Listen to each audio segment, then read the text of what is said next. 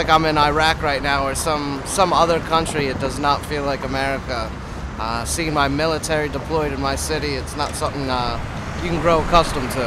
So yeah, I do feel safer. No, I don't feel safer. Having police here is wonderful. It makes me feel repressed. I don't feel safe.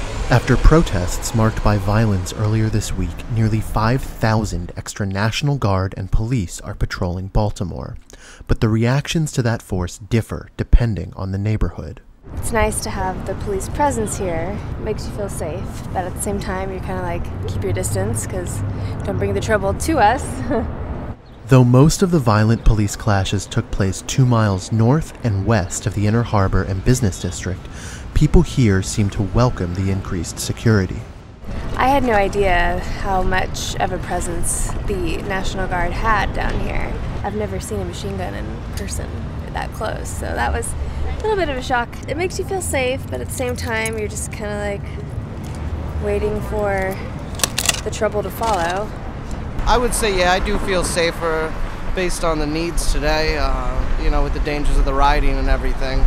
But it's certainly not something that I like to need. For some reason, getting things done in Baltimore City is a problem. It's hard. It's always an issue. A situation like this, we should have had this under handle, a long time ago.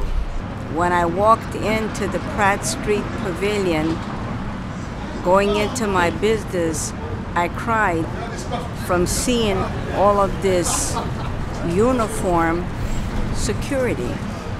The security is something we all need to protect the workers, the people that live here, even to protect the 16-year-olds not to do any more harm. Downtown's going to be protected, absolutely, because that's the moneymaker. Mount Vernon, Fells Point, the harbor. But in West Baltimore, blocks from where Freddie Gray was arrested and around the corner from where demonstrations turned violent on Monday, residents have a starkly different reaction to the increased presence of Baltimore City and Maryland State police. I can't say I don't trust the police. I don't trust the motives of some officers that are here to uphold the law. Me, as a black man, with the police, at this heightened sense right now, at this heightened time, no, I don't feel safer. They put blue light cameras in our community years ago, and they said it would make us feel safer. Not at all. They say they're gonna put these body cameras on officers, it's gonna make us feel safer. We still getting shot, killed, with the body cameras. It just shows you the disconnection between community and government. I feel like they need to get to the bottom of how this all started. You need someone that's relatable with you to make you feel safe. And they can't relate to us in our struggle. So that doesn't make me feel safe. That makes me feel repressed. I've been here going on 11 years. First time anything like this has happened since I've been here. I think it'll go back to normal. I think that the cops being here are making some people more upset than they probably normally would be.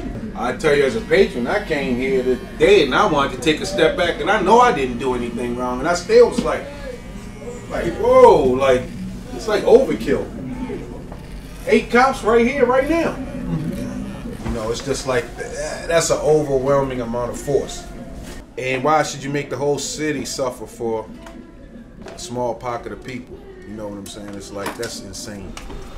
Nobody here feels safe and feel like the police works for them. No, I don't. I know that nobody feels like that. I don't feel like that. I never feel like anytime, anywhere I am, that the police, is working for me. I don't feel